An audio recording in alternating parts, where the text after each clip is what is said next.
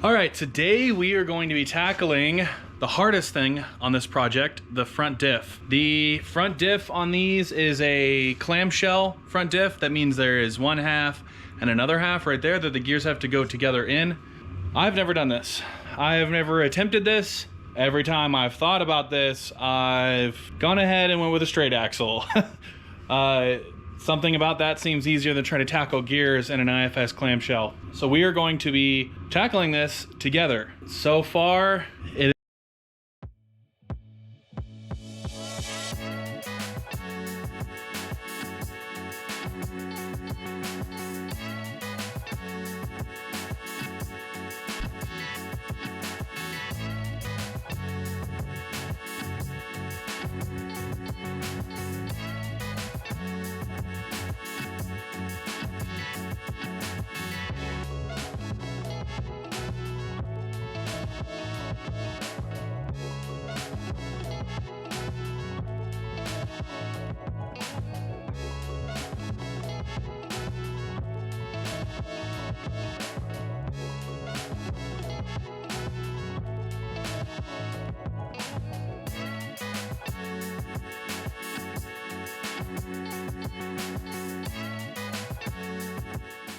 Okay, so we've got this thing basically split into two pieces. It's been a little bit of a learning curve, but actually it's gone pretty smooth. Let's check it out. This is the one half. This is the other half. This half has your pinion in it. This half has a little stub shaft that goes through. And what's unique about this is you actually can't get this carrier assembly out of this half until you get that stub shaft out. And this stub shaft looks like this. It goes up into the backside of this spider gear. And now I was trying to find a video that shows taking that out, but unfortunately there's like no videos on this. So what I ended up doing is I figured it had to be a little axle clip like every axle has, being as it's a Toyota. So I stuck my pry bar in here and just put a little bit of pressure against that center pin, and it just popped right out. So that's pretty easy. If you're doing one of these, that's probably the best way to do it. Unless you have a little maybe brass wedge or something you can pop down in there, or get a brass punch in there, that would be probably even better. But then this comes right out, and there's our carrier and ring gear. Here's the other half. The next thing we'll be working on is getting this pinion out, and then opening up our new stuff and seeing what we have to work with to get this thing put back together. Let's go ahead and we'll do that now.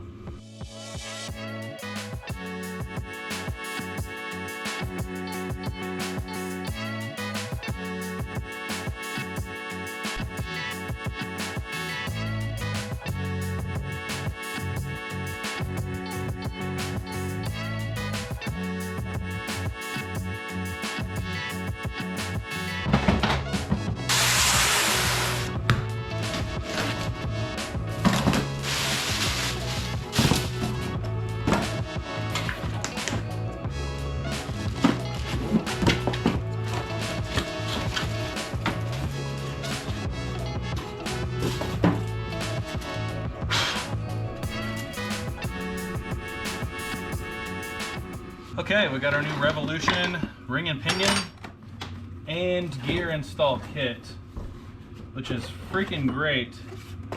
Looks like we have pretty much everything that we need. If you don't have one of these, I highly recommend getting one while you're doing gears. This is a bearing puller. It's made to slip underneath the bearing so you can press it off of whatever it's stuck on, the race, the pocket, the pinion. This is made to go in between that stuff. This one is not a very expensive one. I think I paid 40 bucks for it, but it works really, really well.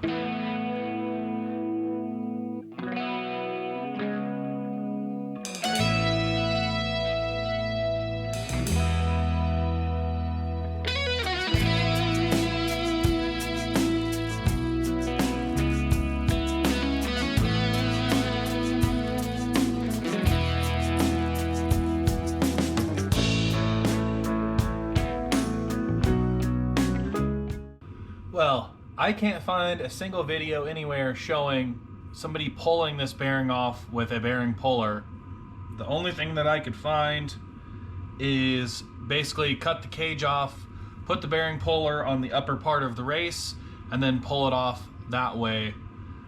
So I guess that's what we're gonna do. Hopefully there's not shims underneath this. Hopefully I don't have to shim this bearing at all. I can just press the new one on and be done. Otherwise, I'm not really sure what I'll do there, but let's do that real quick.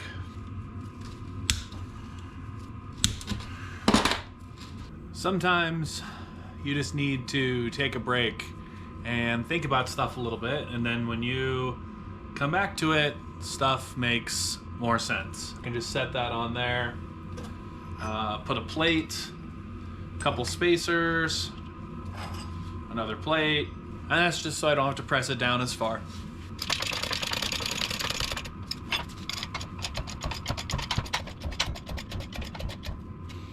It's all about getting the right angle. Before I press this all the way through, I'm gonna go ahead and put something underneath so it doesn't fall. All right, so all I did is flip it over and put the bearing puller on the other side.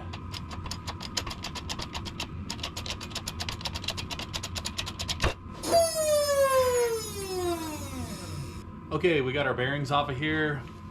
This is the press setup. Laid the plates down flat, put these here with the circle. That's gonna sit right on the back of that. It actually looks like it sits really flat and nice. Put a little grease on our surface, a little grease on the surface there. We're gonna set this bearing here. Pretty much just press this down flat until it stops. I'm just gonna take my old race, the one we pulled off, and I'll use that to press the new bearing on.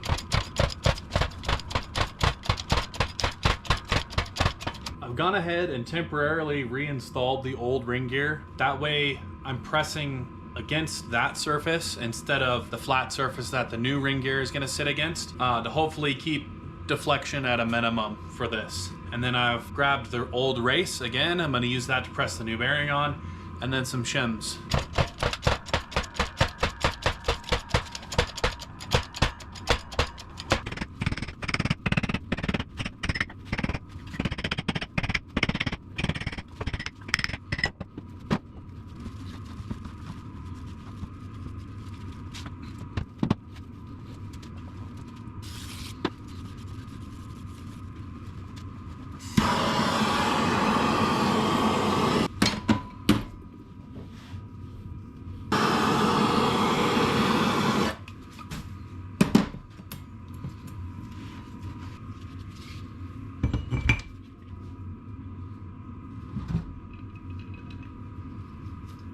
Okay, while this cools, we're gonna go ahead and press the bearing off of the pinion. I went ahead and I pressed the other pinion bearing off. It's not super exciting.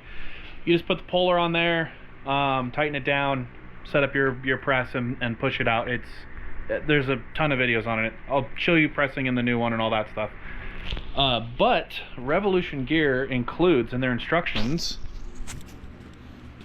this really nice sheet for setting up your pinion spacing. So it says right here on a Toyota 7.5, suggested starting pinion depth for 0.95 and inch-pound preload of 12 to 15 inch-pounds. 0.6 to 10, I believe, is the backlash. So we're gonna go ahead, we're gonna measure the spacer that came out of the original pinion and see what that measures. It might actually be a good starting point for our new one. They also give you this really awesome chart that kind of explains how you should be setting your gears. It doesn't say necessarily like you want to set it for this, but it does explain everything, which is really handy.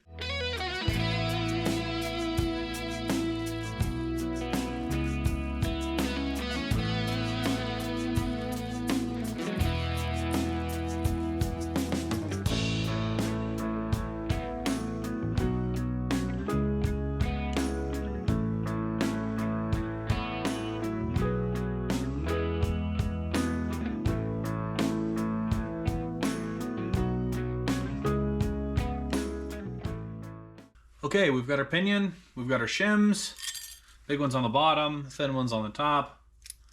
Now we've got our new pinion bearing. We're gonna go ahead and we're gonna trust Revolution's gears starting numbers and just see how that goes. Now the hard part with this is, since we don't really know what our starting numbers should be, we're most likely going to end up having to take this bearing off and on multiple times. That's kind of the name of the game when it comes to this stuff. When you go to press a pinion, you want to put a piece of aluminum down, or a piece of brass, or a piece of copper under the pinion. The aluminum is softer than the steel. The steel is technically softer than the pinion. However, if anything's going to deform, you want it to be the aluminum while you're pressing.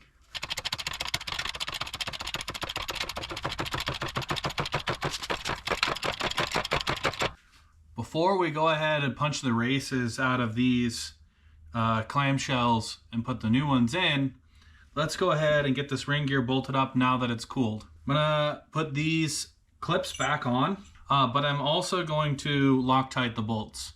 I feel like redundancies when it comes to a ring gear bolt backing out and going into your gear set, you really can't have too many redundancies. I went and thoroughly cleaned out all of these holes, cleaned out all of the oil to make sure that they were prepped and ready for the thread locker.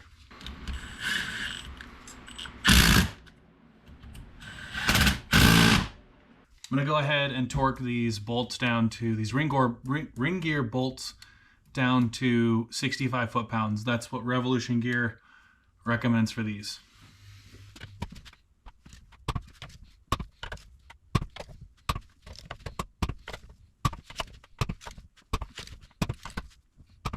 Okay, now that I've done a star, I did a star when I mounted it, and now I've done a star tightening it up. I'm gonna go around in a circle.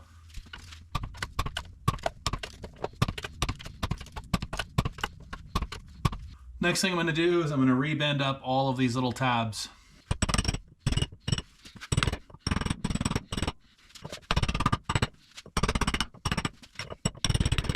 So in order to get these races out in this half and in that half, you need a very specific diameter, basically like pressing tool or bearing race tool that'll fit down inside of here. Unfortunately, I don't have one of those. I do have a bunch of these little metal circles. I'll grind down the sides until it fits perfectly, and then I'll use that as my pressing tool to press this out. We'll go ahead, we'll pop that down in there. And we could put it on the press, although I don't think it's necessary. If you usually if you give it a couple whacks and it doesn't want to move, then you'll have to press it, but I think this should pop right out.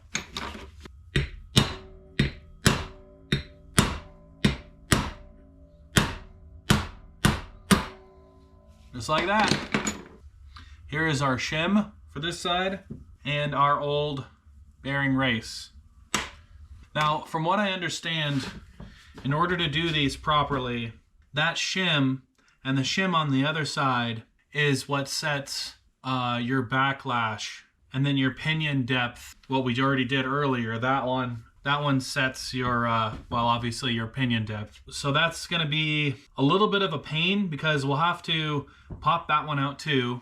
I'm not really sure where to start. I guess maybe I'll put these back in with the new races and then check I'm not even really sure how you check the backlash, given that you have to put both halves together. So that'll take a little bit of research. Normally your gear set's open and then you can check that stuff. But having both sides on, it makes it kind of difficult to check your backlash. So we'll get that one popped out, and then we'll go from there. We'll see what's next. All right, I wanted to show you guys something. I've got some of these bearing races in. I didn't record it because this stuff just takes a while to do. And it's not particularly super interesting to watch, but I wanted to show you something. So I've got this one in. I've got the outer pinion race in. This inner pinion race, there's not really a lot of room in here to like get a hammer in. Even a smaller hammer, like, there isn't a lot of room, and you can't really get a punch in here anywhere. So I wanted to kind of show you what I was doing. Okay, so I've got this copper punch. What I was doing was laying this copper punch on top of the race, and then I'll move it around and I'll hit the top of the copper punch to get that seated.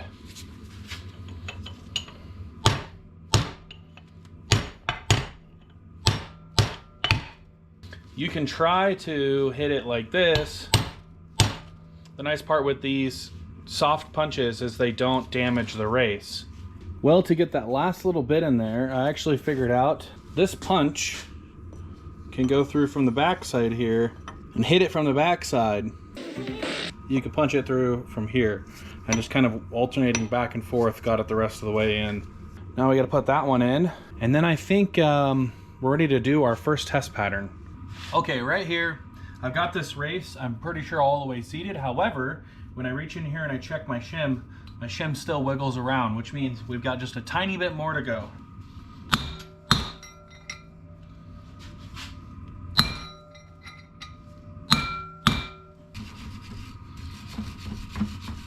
All I'm doing here is cleaning up the teeth so we can get a good paint pattern on these. These teeth often come with a somewhat of a grease film or oil film or wax film on them. And when you're trying to set your pattern, that little bit of extra material in between your paint and your ring gear can actually change your ring gear pattern ever so slightly. So it's a good idea to make sure that your ring gear is really clean and your pinion gear is really clean. If you don't have one of these Wolfbox air blowers in your shop, I promise you it's worth the $90. They are a great investment. I use this thing every freaking day that I'm in the shop. It's a hell of a lot easier than dragging out the air compressor hose and waiting for the air compressor to charge up, especially if you're not planning on using air tools or an air hammer. This thing is USB-C rechargeable and has a ton of power. This Revolution gear kit came with not only silicone, but paint for the gears and Loctite for the ring gear bolt. I'm really impressed with this kit so far. Okay, I'm only gonna paint 3 or 4 gears for now. I'm gonna try to conserve the rest of the paint. I have a feeling I'm gonna be taking this thing back and apart multiple times. All right, I'm gonna show you guys a little trick you can do when installing pinions. There's this surface area right here that this bearing seats up against.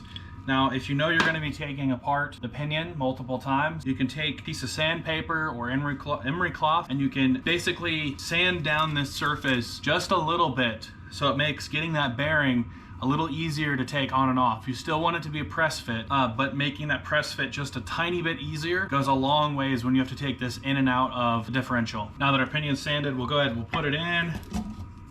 We're going to take our outer bearing, set it on here, like so, and then we're going to take our drive flange. We don't have to worry about the crush sleeve or the seal or any of that stuff right now. Okay, and in order to get the nut to start that we're going to use to seat the bearing on, the top bearing on, you're probably going to have to tap this flange on a little bit.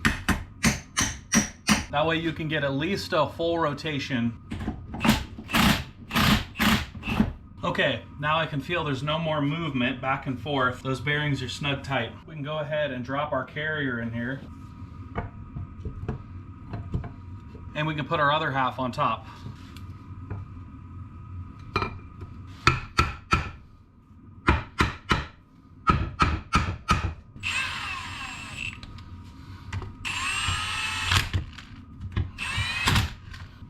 Okay, and we'll give it a spin and see what it feels like.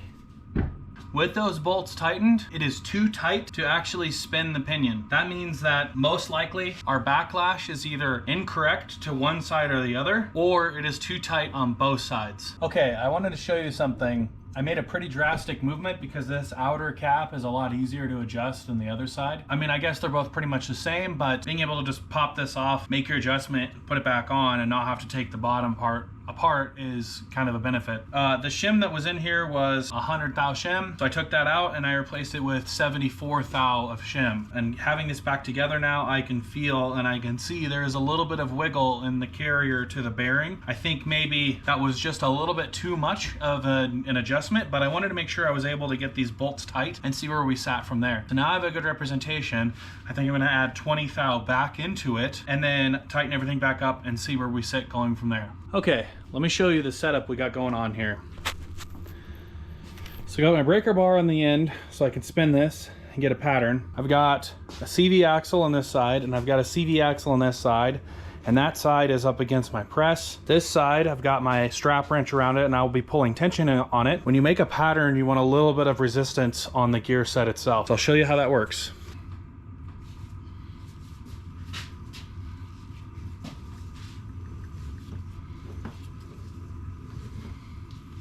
Okay, and we'll go back the other way.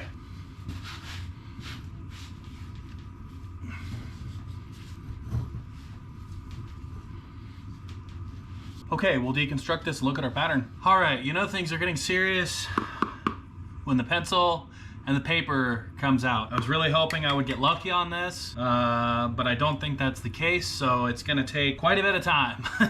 This pattern looks absolutely terrible. So I'm jotting this down. I recommend doing this if you're gonna be taking something apart a lot. Jot down where you started. My top shims, the ones in this guy, were 100 thou. These ones were also 100 thou. So we'll write that down, 100, 100. First batch I dropped it to 70. 71, and that had slop. 70, 71, bottom was still at 100, and that was sloppy. So then this next round that I did, the one that I did with the pattern, I added 20 thou into that, bringing it up to 90. So then we went to the top at 90, 91, bottom at 100, and this pattern looks terrible. However, the carrier bearings did have some tension on them. So I know that between 70 and 90 in that range is where we're going to get tension on our carrier bearings, so we don't have slop. I think maybe we're gonna shoot for, instead of 190 thou of shim total, maybe we'll shoot for 180 thou of shim total, and we'll just move where those shims are in relation to top and bottom to get our pattern a little bit better. So right now we've got 100 and we've got 90, and it's a little tight. I would rather see maybe a little bit looser rotation. I mean, when I spin this, pretty tight to turn. So maybe what I do instead is do 180, see if there's any movement, see if there's any wiggle, and then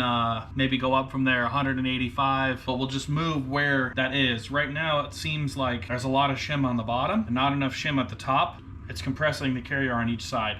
I dropped it to 190, and it seemed kind of tight. So I actually did 110 on this side, since it seemed like we didn't have any backlash. 110 on this side and 70 on this side, so 180 total. And now I can see that there's actually a little bit of wiggle in the carrier on this side. It seems like we have a little bit of backlash now. I can feel a little bit of backlash in the system. So what I'm gonna do is I'll go ahead and I'll pull this cap off. I'll add 10 thou back into this, so we'll be back at 190 total, and then we'll see if the backlash stays. I'm hoping that 10 thou that I put on this side, on the bottom side, gives us close to a desired backlash, but so far this actually feels pretty good. Now I'm just gonna find one that is our desired thickness. Okay, we got one here right on the nose, 10. I don't know if you can read that. We'll go ahead and pop this into our shim stack. Make sure your shims are clean.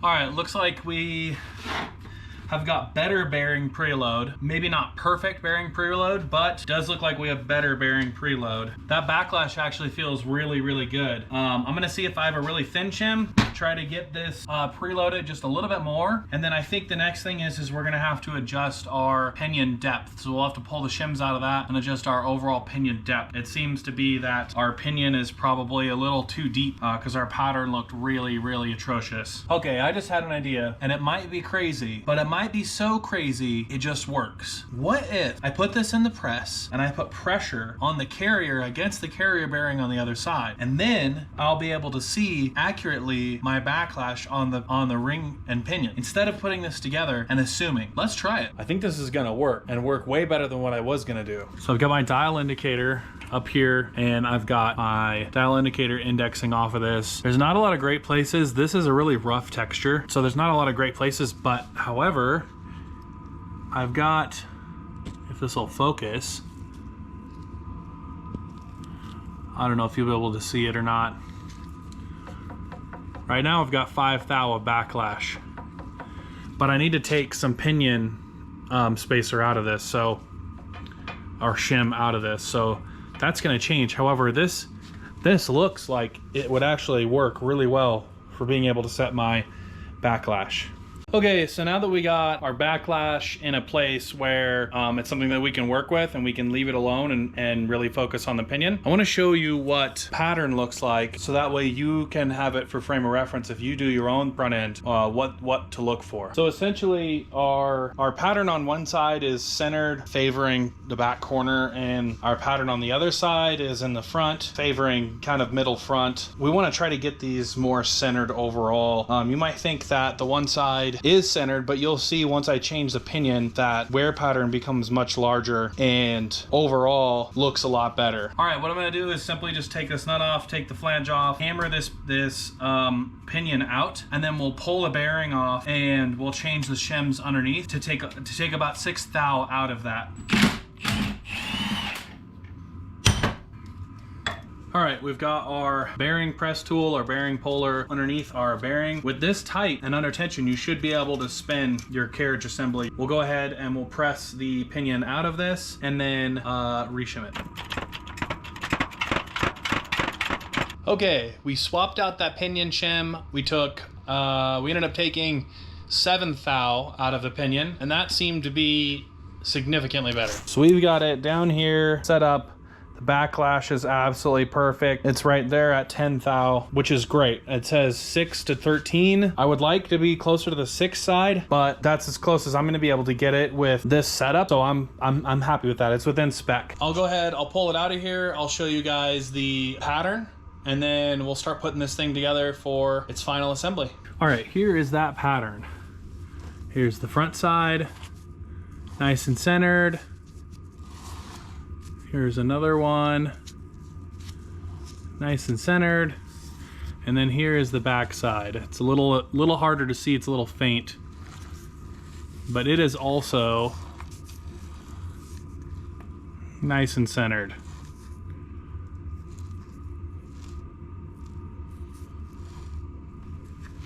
This is gonna go in. The other part of the clamshell is gonna go on. Those bolts are gonna get put in and torqued down. And then we are going to do our pinion preload. All right, before we wrap this thing up, it is time for our crush sleeve. Slide that onto our pinion. And then our pinion is gonna go up into the differential. Our bearing.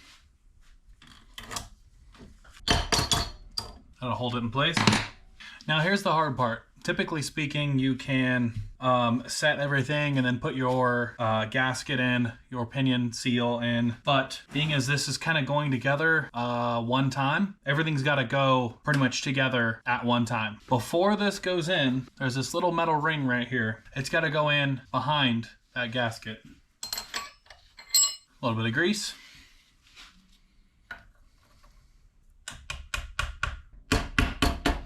Now that seal's actually got to go in a bit. Normally on a typical Toyota flange, it would sit flush. However, this one sits in just a little bit to allow for the dust cover.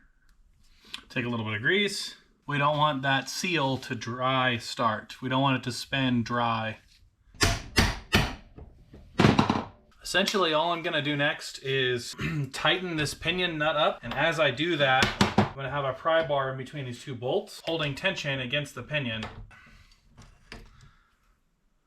And that's going to be crushing that crush washer together until we get a correct pinion preload. Okay, we've tightened this thing up until it reaches our spec. This is an inch-pound gauge. They have ones that are nicer than this. They have like dials, circular dials that are a little easier to read.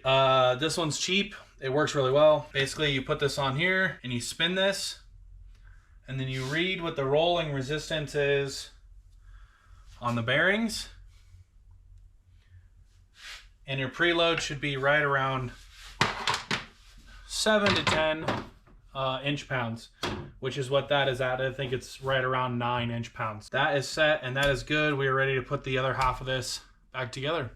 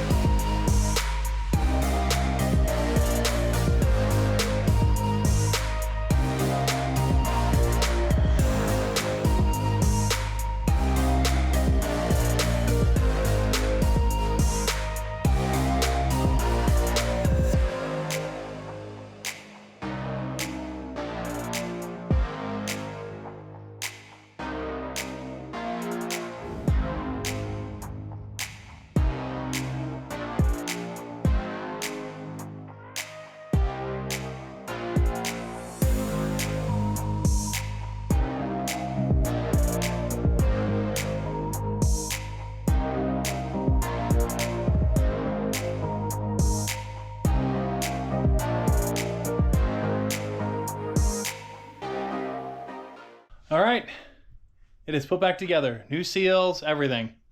It is ready to go back under the car. And that is going to be in the next episode. We're going to be putting this underneath the car. We are going to be putting the sides back together, the new coilovers on, the new upper control arms, the new top hats. It is going to be a big, big, big episode. You do not want to miss it. So if you're not subscribed, hit that subscribe, hit that like, hit the notification, get down in the comments. Let me know what you want to see. Maybe soon we'll take a small break and head out for a half a day, maybe get some footage in, doing some fun things. But until then, thank you for watching. If you're subscribed, thank you for subscribing. And I'll see you next time. We're out.